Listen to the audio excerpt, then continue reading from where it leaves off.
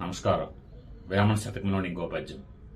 ఆత్మశుద్ధి లేని ఆచారమది ఏలా, బాండ శుద్ధి లేని పాకమేలా, చిత్తశుద్ధి లేని శివ పూజలేలరా,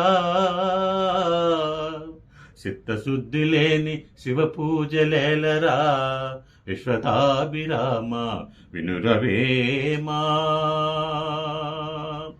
విశ్వదాభిరామ వినురవేమా. భావము: ఆత్మశుద్ధి లేని ఆచారం అదియాల అంటే నిర్మలమైన తన మనస్సు శుభ్రంగా లేకుండా ఎటువంటి నియమాన్ని పాటించినా గానీ అది వ్యర్థమే. అదేవిధంగా బాండ శుద్ధి లేని పాకమేళ, బాండం అంటే కొండ, అటువంటి కొండను శుభ్రపరచుకుంటా మనము ఏ వంటకం తయారు చేసినా ఆ వంటకం రుచించదు కదా. అదేవిధంగా చిత్తశుద్ధి లేని శివ పూజలాలయ్యే, నిర్మలమైన మనసు లేకుండా మనం ఎటువంటి శివ పూజలు చేసినా కానీ అది మనకి పుణ్యం ఫలించదు అనేది దీని అర్థం.